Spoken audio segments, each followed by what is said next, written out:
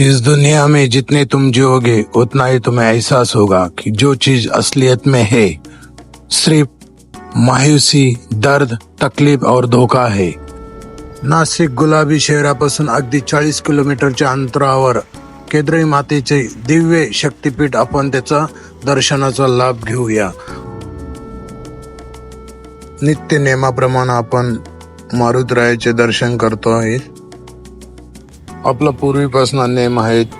आपण दर शनिवारी मारुतीरायाला लवंगाची माळ अर्पण करत आहोत आणि त्यांना यशस्वी पण होतं. मनुष्य प्रत्येकानं मारुतीरायाची सेवा केली पाहिजे. म्हणजे काय, खूप गडबडी चालू आहे, त्या कारणास्तव आपल्याला मारुतीरायाची साथ पाहिजेत ना. चला आता आपण ह्या रस्त्याला आहोत. आपण नाशिक, ओझर आणि पिंपळापासून तो सोडून हवेच्या लगत चाललेलो आहोत. अगदी सुंदर वातावरण आहे. उन्हाची ताप खूप आहे आणि मस्त वाटतंय. तर ओढाळी सोडून आपण आता केद्राई मातेच्या दर्शनाला चाललेलो आहे. हा केद्राई रस्ता आहे. कालच इथे पाऊस पडून गेलेला आहे, पण तुम्हाला असं वाटतं का इथं पाऊस पडला? हा आनंद फक्त आणि फक्त नाशिक जिल्ह्यामध्येच अनुभवता येईल.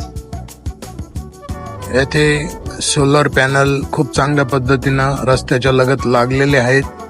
ही छोटीशी कमान आहे, छोटस स्थान आहे, पण खूप मला बालपण आठवतं की खूप इथे झाडं झुडपं होते. आज या जागेवर झाडं काहीच राहिलेले नाहीये. आणि माझं तर हे मत आहे, इथं कारणं होत असतात. हे सर्व कारणेचा भाग आहेत का हजारो बोकड्यांची बळी दिल्या जाते. तर माझं एक म्हणणं आहे, ज्यानं पण बोकड्याची बळी दिली त्यानं एक वृक्षरोपण तरी केलं पाहिजे, जेणेकरून निसर्गरम्य वातावरण तयार होईल. इथे दर शुक्रवारी ज्यानं नवस केलेले असतात त्याचे कारण होत असतात. तुम्हाला अगदी मनापासून सांगतो, या जागेची महिमा काय आहे. ज्या लोकांना मूलबाळ होत नाही त्या लोकांनी या जागेवर येऊन आईला नवस केल्यानंतर अगदी थोड्या दिवसामध्ये मूलबाळ होतात. असे हजारो लोकांची येथे संकल्पना आहे. नारळ, फूल, हार, ओटी भरण या जागेवरून घ्यावे. देवीला मनापासून नवस करावे. देवीला नवस करताना आठवण ठेवावे की आपण आपल्या कुलदेवताची पण आराधना आणि कुलदेवताला पण नवस करणं योग्य राहील, जेणेकरून लवकरात लवकर फलप्राप्ती होईल. इथे मंगळवारी, शुक्रवारी खूप गर्दी असते. काल खूप गर्दी होती. आज आम्ही सुट्टीचा दिवस शनिवार बघून आलेलो आहोत. हे केद्राई माता, सर्वांच्या इच्छा पूर्ण कर, सर्वांना सुखी ठेव, सर्वांची मनोकामना पूर्ण कर. या मातेच्या कृपेनं इथं जिवंत पाणी आहे. आता या जागेवर आपण एक विहीर बघितली, त्या जागेवर पूर्वी विहीर नव्हतीच, कारण जिवंत पाणी आहेत. आणि पूर्ण दुष्काळाचा काळ उलटून गेला त्यावेळेस पण इथलं पाणी आटलं नव्हतं. पूर्वीचा काळ असं म्हणत्या ह्या जागेवर पुरणपोळीचे स्वयंपाक व्हायचा आणि काशीचे भांडे ऑटोमॅटिक एका वट्ट्यावर निघायचे. ते भांडे घ्यायचे, पूर्ण स्वयंपाक बनवायचा आणि हाय ते भांडे परत त्या जागेवर ठेवून द्यायचे. ते भांडे ऑटोमॅटिक गायब होऊन जायचे.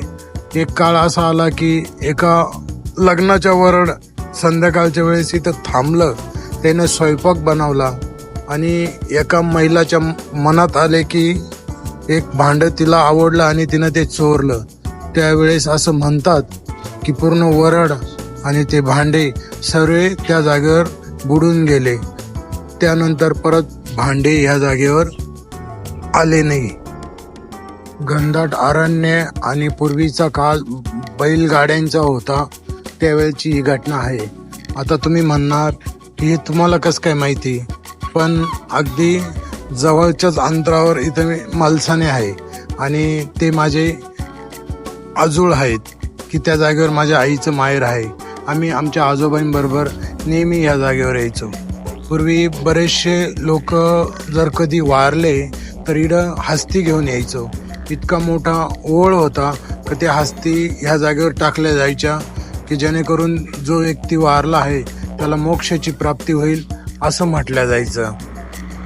पण वेळानुसार बरेचसे लोक बऱ्याचशा गोष्टी विसरून गेल्या, स्वार्थापोटी पायी बऱ्याचशा गमती वेगवेगळ्या व्हायला लागल्या. आता इकडं बोकड बळी दिल्या जातात, नवस केला जातो, हरकत नाही, पण देवाला गोड नैवेद्य पुरणपोळी भाजी भाकरीचा नैवेद्यच लागत असतो. हे पण लक्षात घेणं योग्य राहील. आणि आपण एक कोणीतरी संतती प्राप्ती व्हावं याकरता नवस करत असतो, त्यातून कोणाची तरी बळी देणे योग्य आहेत का हे पण बघितलं पाहिजेत. असो, काही हरकत नाही. पूर्वीची प्रथा आहे म्हणून आपण त्याला सहजासहज मोडू शकत नाही. तरी पण सर्वांना या जागेवर यावे. ज्यांना पण संतती प्राप्ती होत आहे त्यांना मिनिमम एक वृक्षाचे रोपण घेऊन यावे, ते झाड लावावे. पूर्वीचा काळ कसा होता, किती सुंदर होता, की कोणी वारल्यानंतर त्या आईवडिलांच्या नावानं बापदाद्यांच्या नावानं झाडं लावण्यात यायचे. आता तसं काही राहिलं नाही. किती सुंदर हे धरण बांधलेलं आहे. आणि नाशिक जिल्हा म्हटलं, त्यात चांदवड तालुका म्हटलं की किती सुंदर, अगदी मस्त. यावेळेस हे धरण पूर्ण आटलेलं आहे. बघा किती निसर्गरम्य वातावरण आहे. तुम्हाला नक्की आवडेल या जागेवर नक्की या. हा व्हिडिओ बघितल्यानंतर तुम्हाला यावेच लागेल. आणि किती मस्त आहे बघा हे डोंगरी भाग. अगदी थोड्या दिवसात पावसाळा पण चालू होणार आहे. किती मस्त आहे, छान आहे. मला तर खूप आवडतं चांदवड तालुका म्हटलं तर विषयच नाही. तुम्हाला पण नक्की आवडेल. या व्हिडिओच्या माध्यमातून या जगन्य मातेचं स्वरूप, इथली महिमा दाखवण्याचा माझा हेतू होता. कोणाचे मन दुखवण्याचा अजिबात हेतू नाहीये. हा व्हिडिओ तुम्हाला आवडला असेल तर नक्की शेअर करा, सबस्क्राईब करा आणि अगदी मनापासून लाईक करा.